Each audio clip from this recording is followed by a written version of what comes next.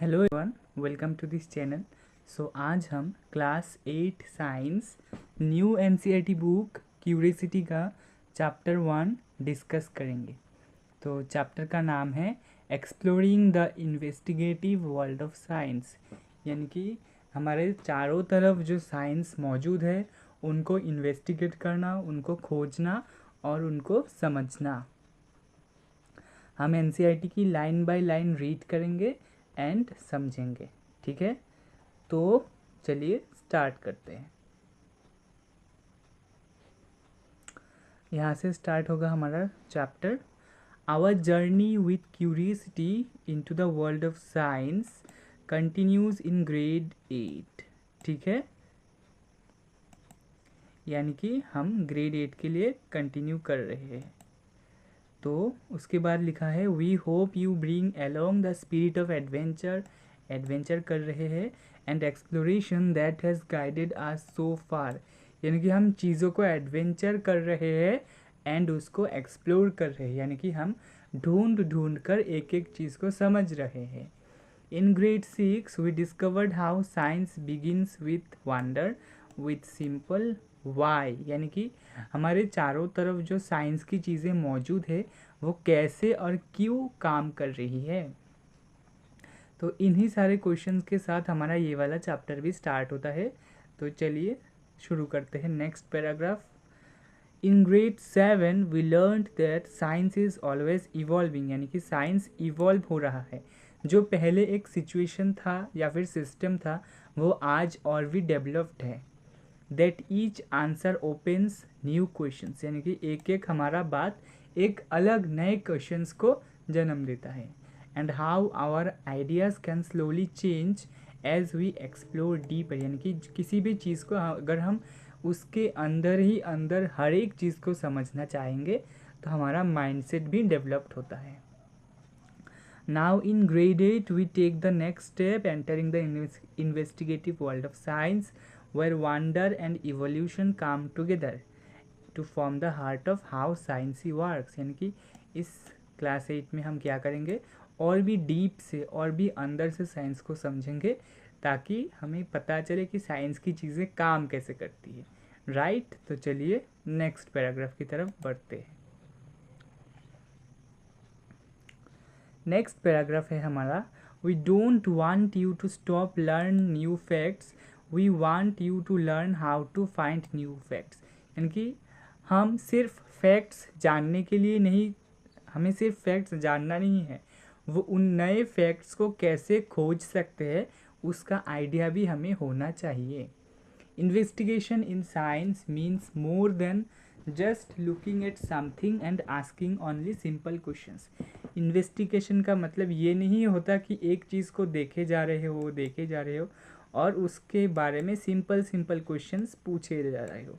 Now you can ask more focused questions and design ways to perhaps do simple experiment to answer those questions and then use your observations to improve your understanding, यानी कि हमें सिर्फ simple चीज़ें पूछना नहीं है, उसके बारे में डिटेल में समझना है कि डिटेल में ये कैसे फंक्शन करता है, ये कैसे काम करता है। Right, step by step we will learn how to use questions as starting points to try to observe carefully, experiment thoughtfully and explain clearly what we see, यानी कि हमें खुद के विचार से सोच समझ के हम ऑब्जर्व करते हैं, चिंता करते हैं, उसके बाद ही हम अपना कंक्लूजन देते हैं।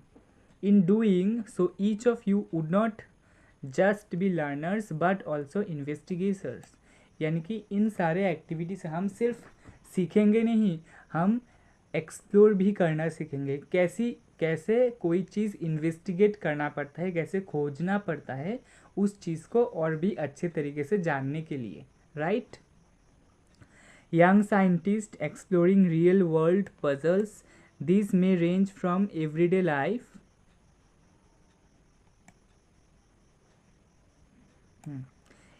लाइफ लाइक वाई डज, इसको हटा देता हूँ, वाई डज डो राइज, यानी कि जो यंग साइंटिस्ट है वो एवरीडे लाइफ के प्रॉब्लम्स को समझ रहे हैं।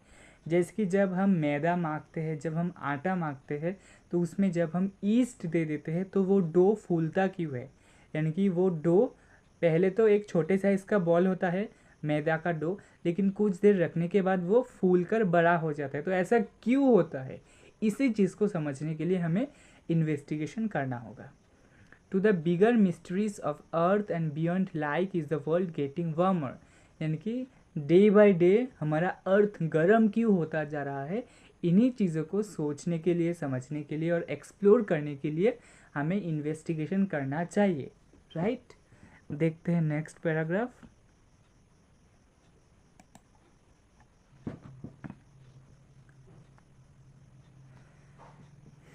यहाँ से As you turn each page of this book, we hope you notice the interesting design of our page numbers once again. On the left hand pages at the bottom, you will find the image of a root symbolizing the deep, solid foundation of knowledge that keeps us connected to our environment, traditions, and our cultural and natural heritage.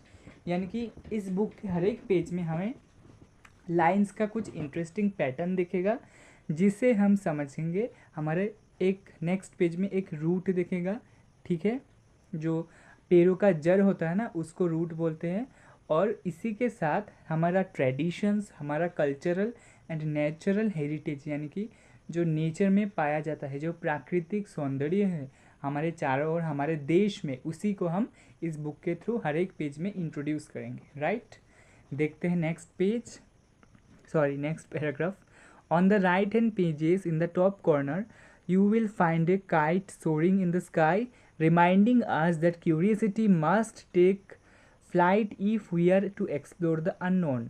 Together, these two symbols, the root and the kite, invite you to stay grounded in real observations while allowing your ideas to soar towards new horizons.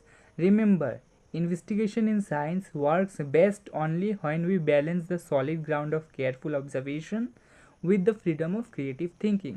यानी कि इस book में एक kite का picture दिया हुआ है, और ऊपर में काइट का पिक्चर दिया हुआ है, और नीचे में एक जड़ का, पेड़ का जो जड़ होता है उसका। तो काइट का पिक्चर सिंबलाइज करता है, ये मीनिंग समझाता है हमें कि हमें नए नए आइडियाज़ को एक्सप्लोर करता रहना चाहिए, और साथ ही में साथ ही में जो हमारा फाउंडेशन है, जो हमारा ग्राउंड लेवल है, जो वो रूट सिंबलाइज करता है, उसको भी मजबूत बनाना चाहिए, ठीक है। तभी हम रियल लाइफ एडवेंचर को अच्छे से समझ पाएंगे। तो ये पैराग्राफ सिर्फ यही बताता है। देखते हैं नेक्स्ट पैराग्राफ। तो ये सब यही इसी के बारे में है, ये पैराग्राफ इतना इम्पोर्टेंट नहीं है। चलते हैं अब चैप्टर की तरफ। This year, our investigative adventure will take us on a journey from the tiny microbes we can't see to planet-wide challenges we can't ignore। यानी कि जो हमारे चारों तरफ माइक्रोब्स होते हैं ना, जिसको हम नेकेड आई से नहीं देख सकते हैं, उनको हम इन्वेस्टिगेट करेंगे। तो साथ में आप पिक्चर भी देख सकते हो कि एक लड़का डॉक्टर से क्या ले रहा है, इंजेक्शन ले रहा है, right. We will start by examining something a small as a single drop of water, यानी कि एक पानी की बूंद से हम स्टार्ट करते हैं। And uncover A hidden world of tiny organism, छोटे छोटे माइक्रोब्स का, ऑर्गेनिज्म का जो दुनिया है उसे हम देखते हैं। Unseen but deeply linked to us, ये खाली आंखों से देखते तो नहीं है, लेकिन बहुत हमारी लाइफ से बहुत कनेक्टेड है।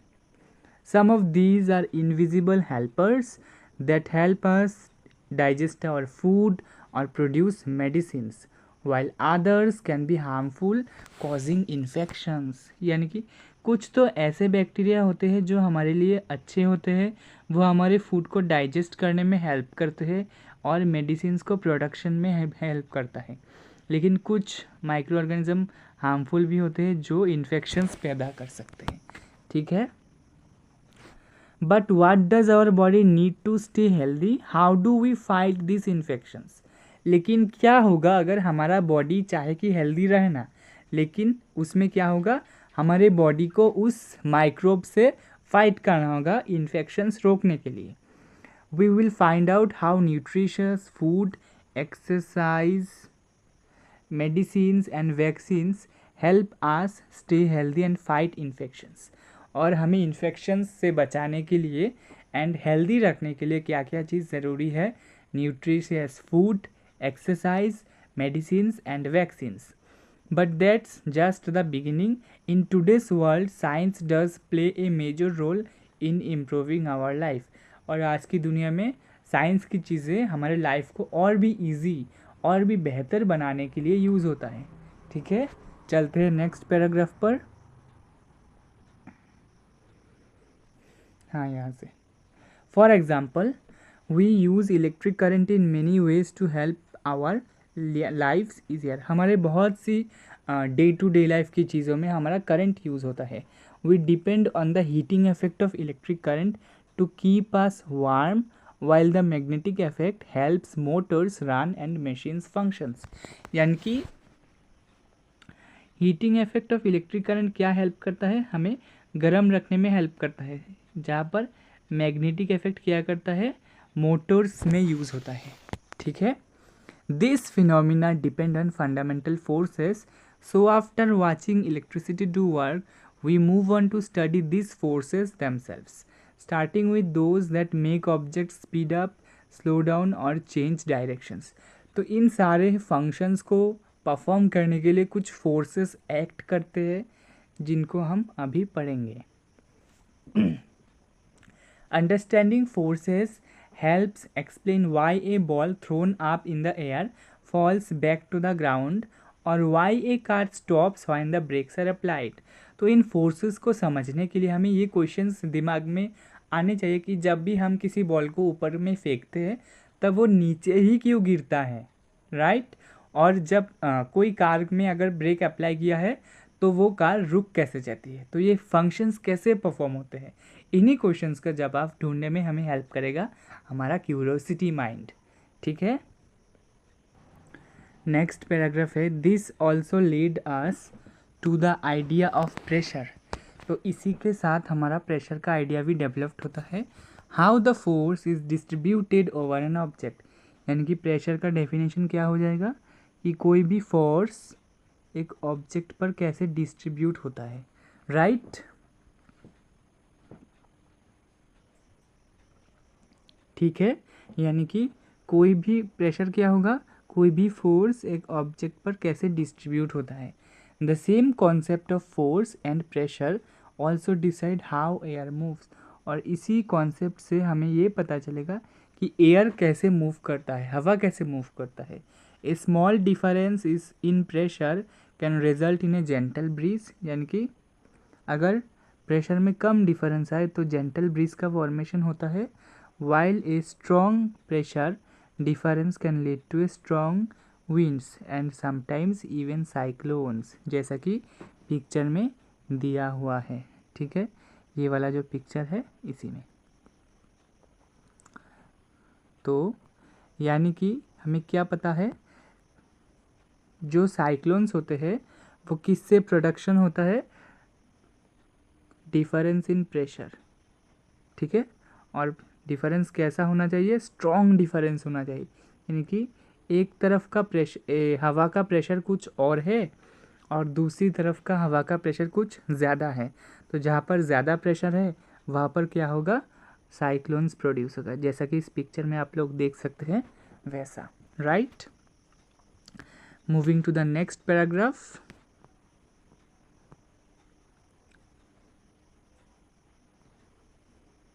इस पैराग्राफ में हमें पार्टिकल्स के बारे में बताया हुआ है कि so this forces are connected to powerful weather events like storms and cyclones. यानी कि ये सारे जो फोर्सेस है वो वेदर के साथ कनेक्टेड है, that affect our daily life, agriculture and even our safety. ये सारे क्या है? बहुत डेंजरस होते हैं। ठीक है, to truly understand how air can exert pressure or why water boils at a certain temperature, we need to zoom into this material and see what kind of particles they are made up of how they move around, यानी कि air pressure कैसे exert करता है, या फिर पानी एक certain temperature पर ही क्यों बॉयल होता है, ये सब जानने के लिए हमें समझना होगा कि उन सब्सटेंसेस के अंदर जो पार्टिकल्स प्रेजेंट है उनका बिहेवियर कैसा है, वो कैसे बने हुए हैं और वो कैसे मूव करते हैं। इन्हीं चीज़ों को समझ के हम नेक्स्ट क्वेश्चंस को आंसर कर पाएंगे। तो जैसा कि पिक्चर में आप लोग देख सकते हैं, जो हमारा सिस्टम है यानी कि सॉलिड, ये वाला है सॉलिड, ये है लिक्विड और ये है गैस। बलून के अंदर गैस होता है। जो सॉलिड है उसमें पार्टिकल्स एकदम टाइटली पैक्ड होते हैं, ठीक है, और जो लिक्विड है उसमें थोड़ा थोड़ा जगह रहता है, और जो गैस है उसमें तो मतलब कि पार्टिकल्स बहुत ही फ्रीली मूव करते हैं, राइट। नेक्स्ट पैराग्राफ पढ़ते हैं। Everything around us it made up of tiny particles, और इन्हीं टाइनी पार्टिकल्स को हम बोलते हैं एटम्स, ठीक है, यानी कि छोटे छोटे पार्टिकल्स जिन्हें हम बोलते हैं एटम्स, या फिर आप पार्टिकल्स ही समझ लो। In materials that are solid these particles can not move much, while in gases they can move around freely, यानी कि सॉलिड के जो पार्टिकल्स होते हैं वो एकदम टाइटली अरेंज्ड होते हैं और वो मूव नहीं कर सकते, लेकिन जो गैसेस के पार्टिकल्स है वो बहुत ही मतलब कि वेल्ले पड़े हैं, फ्री बैठे हैं, तो इधर उधर मूव कर सकते हैं। Classifying things around us is an important feature of science. We can also classify materials around us into elements, और एलिमेंट्स क्या होता है, प्योर सब्सटेंस होता है, यानी कि प्योर सब्सटेंस जैसे कि शुद्ध एकदम, उसमें कोई मिलावट नहीं है ऐसा। उसके बाद आता है कंपाउंड्स, जो कि है टू और मोर एलिमेंट्स बॉन्डेड टुगेदर, यानी कि दो अलग अलग चीज़ों का जो मिक्सचर होता है, या फिर दो अलग अलग चीज़ जब बॉन्ड फॉर्मेशन करते हैं, यानी कि एक साथ जुड़कर एक नया सब्सटेंस फॉर्म करते हैं, तो उसे हम बोलेंगे कंपाउंड्स। नेक्स्ट है मिक्सचर, जो कि है combination that can be separated physically, यानी कि मिक्सचर क्या होता है, दो या फिर उससे ज़्यादा चीज़ों का एक साथ मिक्सअप होना, जिसको हम फिजिकली सेपरेट कर सकते हैं फॉर प्रोसेसेस जैसे कि sieving, filtration, evaporation, threshing, winnowing, ऐसा, right. Moving to the next paragraph.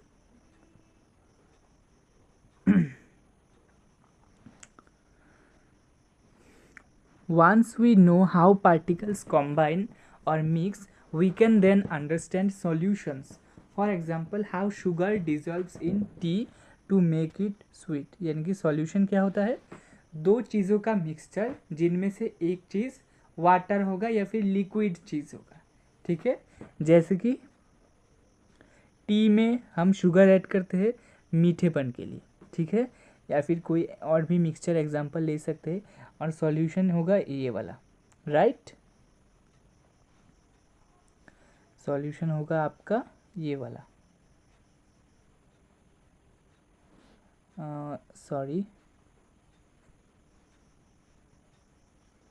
Solution होगा आपका ये वाला,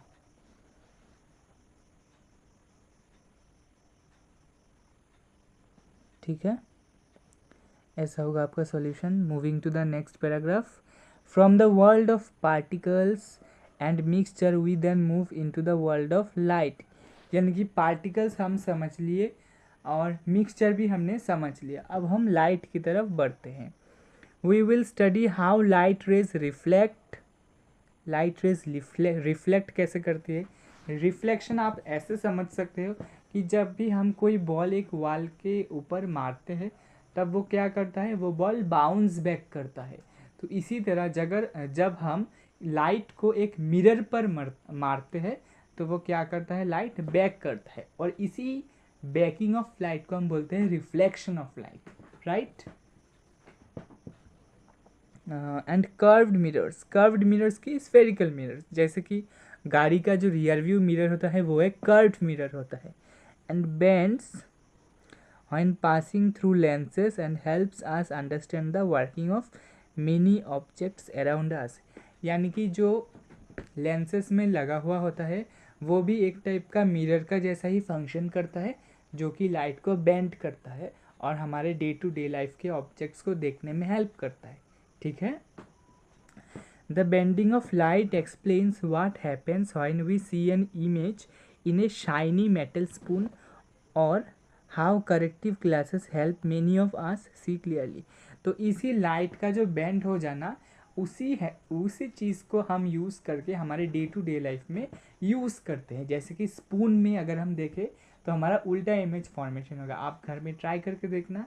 एंड जो करेक्टिव ग्लासेस होते हैं, अगर कोई आदमी का आँखों में कम देखना हो गया तब हम डॉक्टर के पास जाते हैं और डॉक्टर हमें क्या प्रिस्क्राइब करता है, ग्लासेस प्रिस्क्राइब करते हैं। उसी ग्लासेस को हम यूज़ करके हम चारों तरफ की चीज़ों को क्लियरली देख सकते हैं। तो वो कैसे होता है, वो लाइट की बेंडिंग की वजह से होता है। ठीक है। Moving to the next paragraph.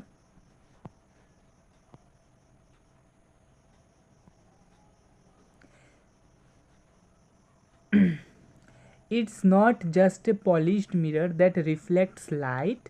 Rough surfaces reflect light as well, and so does the moon। यानी कि ये सिर्फ पॉलिश्ड मिरर की बात नहीं है। पॉलिश यानी कि प्लेन मिरर, एकदम मतलब स्मूथ। कुछ ऐसे रफ सरफेसेस भी होते हैं जो लाइट को रिफ्लेक्ट करते हैं। एक ऐसा एग्जांपल है मून। ये क्वेश्चन आ सकता है कि एक रफ सरफेस या फिर प्लेनेट जो लाइट को रिफ्लेक्ट करता है, वो होगा मून। ठीक है। क्योंकि हमें पता है मून का अपना कोई रोशनी नहीं है, वो सूरज की रोशनी को अर्थ में रिफ्लेक्ट करता है। यानी कि सूरज की रोशनी मून से टकराकर रात में हमें दिखाई देता है। ठीक है। Depending on the relative positions of the earth, moon and sun, a slightly different part of the moon is illuminated each night, giving rise to the beautiful phases of the moon that we see in the sky। कुछ कुछ part हमें अर्थ में दिखाई देता है, पूरा चांद हमें एक साथ दिखाई नहीं देता है। ठीक है। क्योंकि हमें चांद का सिर्फ एक पार्ट ही हम अर्थ से देखते हैं, दूसरा पार्ट वो उस तरफ होता है, opposite side to the earth. तो जिस साइड होता है उस साइड जब रोशनी पड़ता है तो वो साइड हम देख सकते हैं। यहाँ पर पिक्चर भी बना हुआ है, आप यहाँ से भी देख सकते हैं। ये सारे पिक्चर्स अमावस्या और पूर्णिमा का पिक्चर्स है। ठीक है। देखते हैं next paragraph.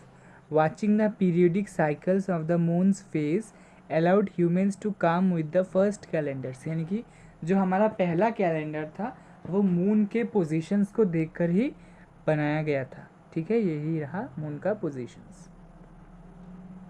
By combining careful observations of sunrise, sunsets and lunar cycles, जो हमारा चंद्र ग्रहण है था ना, वो ही लूनर साइकिल्स होता है। Various calendars came into being. Is not fascinating that the calendars which determine our routines on earth are linked to the motion of object far beyond our planet।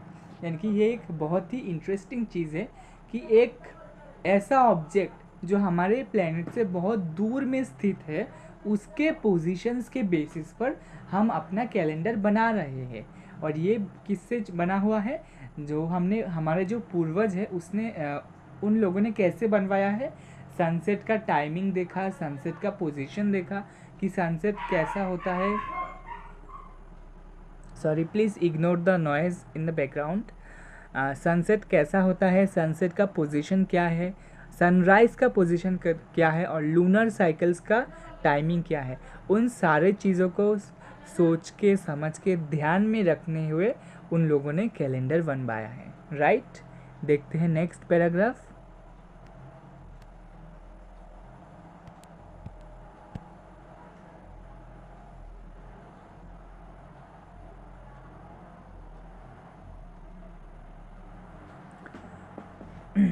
Next paragraph है, तो हमारे पास एक calendar दिया हुआ है। But it not just about calendars और the movements of the sun and moon that are linked right here on are there marvelous and complex patterns of relationships. तो चलिए नेक्स्ट पैराग्राफ स्टार्ट करते हैं। but it not just calendars or the movement of the sun and moon that are linked. Right here on earth there are more marvelous and complex patterns of relationships between living organism and their movements, यानी कि सिर्फ चांद और सूरज की movement ही नहीं, ऐसे बहुत सारी चीज़ें हैं और उनमें कुछ रिश्ते भी हैं जो एक लिविंग ऑर्गेनिज्म को एनवायरनमेंट से कनेक्ट करता है. Every living being from tiniest insect to the largest whale, from blades of grasses to tall trees, depends on response to the air, water, sunlight and other organism around them, forming the ecosystem that support life of our planet.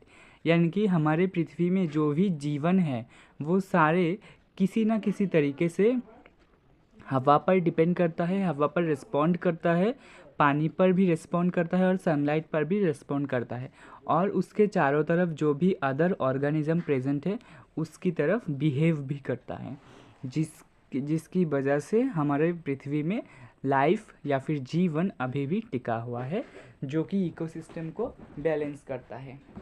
In the final chapter of this book, we can put it all together and try to understand what makes Earth just right for life and to recognize the urgent challenges that our planet now faces.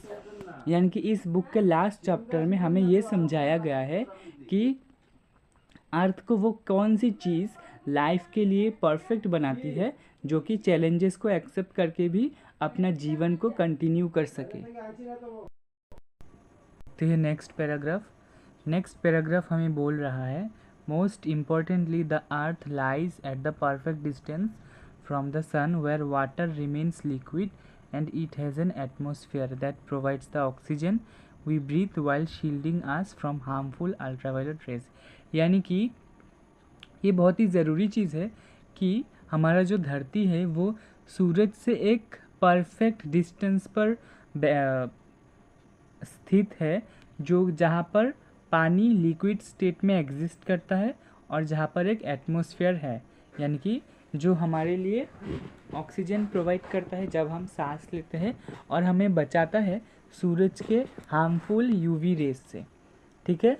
But human activities on the planet can cause small changes in the temperature of the earth. लेकिन हमारे इंसानों की वजह से क्या हुआ, जो अर्थ का टेम्परेचर है वो चेंज हो रहा है, वो इंक्रीज हो रहा है. Disrupting climate patterns with dangerous consequences, यानी कि इसकी वजह से क्लाइमेट का जो पैटर्न है वो चेंज हो सकता है, जो कि हमारे मानव जाति के लिए बहुत ही खतरनाक हो सकता है. देखते हैं नेक्स्ट पैराग्राफ.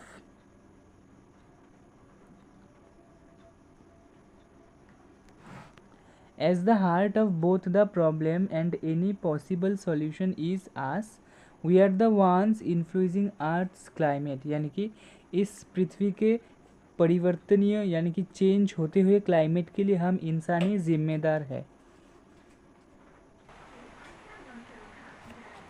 ठीक है. यानी कि इस प्रॉब्लम का सॉल्यूशन हम इंसानों को करना होगा, जो चेंजेस हो रहा है उसको समझ के और अपने एक्शनों को गाइड करके.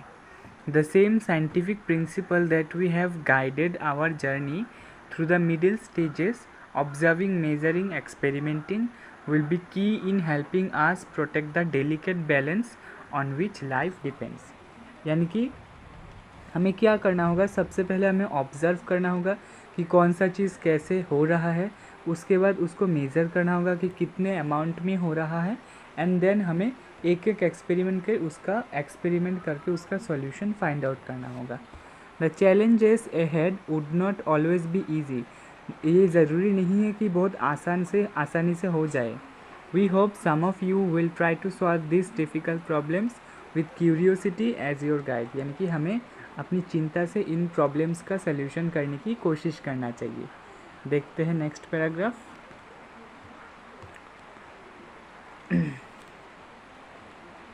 तो ये इतना इम्पोर्टेंट नहीं है, फिर भी पढ़ लेते हैं. To help you think like a scientist, let us go back to a question we asked on the first page. Why is one side of puri thinner than the other side. यानी कि जब हम पूरी को तेल में तलते हैं तब पूरी का एक साइड दूसरे साइड से पतला क्यों हो जाता है. Firstly remember that science is everywhere. हमारे चारों तरफ साइंस प्रेजेंट है। You don't need a fancy laboratory to do simple experiment, यानी कि छोटे छोटे एक्सपेरिमेंट करने के लिए हमें एक फैंसी लेबोरेटरी की ज़रूरत नहीं है। Even your kitchen at home is a wonderful place to observe and ask questions, यानी कि हमारे घरों में ही ऐसे बहुत सारे इंसिडेंट्स होते रहते हैं जिसमें साइंस इन्वॉल्व है। All you need is to start with curiosity, यानी कि हमें अपने उत्साहता से क्वेश्चंस को समझने की कोशिश करना चाहिए। केयरफुल ऑब्जर्वेशन, यानी कि अच्छे से ऑब्जर्व करना है। And asking what happens if, यानी कि अगर ये नहीं होता तो क्या होता। Have you noticed how a पूरी और bhatura puffs up when placed in hot oil, यानी कि पूरी या भटूरा जब हम गरम तेल में तलते हैं तब वो फूल क्यों जाता है। और हाउ ए फुल्का swells when put directly on the flame, why does it puff up like a balloon, यानी कि बलून की तरफ फूल क्यों जाता है। ठीक है। And why is one side thinner than other side, ये सारे सवालों के जवाब हमें देगा हमारे साइंस माइंड या फिर क्यूरियोसिटी। वी कैन इन्वेस्टिगेट, अब हम ये खोजेंगे लाइक ए साइंटिस्ट वुड, यानी कि साइंटिस्ट जैसे खोजते हैं। First we will try to ask a scientific question, what are the different things that may change the way a puri puffs up when fried. To answer this we may want to do some simple experiments, यानी कि पूरी किन चीज़ों से बना हुआ है उसको समझ के ही हम ये समझेंगे कि पूरी का एक साइड पतला क्यों होता है और दूसरा साइड थोड़ा मोटा क्यों हो जाता है। For that we try and find out two main things, what all can we change और control when we do the experiment, and what all can we observe to see if this changes made any difference, यानी कि हम observe करेंगे और experiment करेंगे कि कुछ change करने से ऑब्जर्वेशन में कुछ चेंज होता है कि नहीं। In this case we can perhaps think of changing the thickness and the size of the rolled dough, यानी कि इसकी साइंस को समझने के लिए हमें ये समझना होगा कि जो हम डो बनाते हैं, जो हम मैदे का डो प्रिपेयर करते हैं, उसका साइज़ क्या होगा।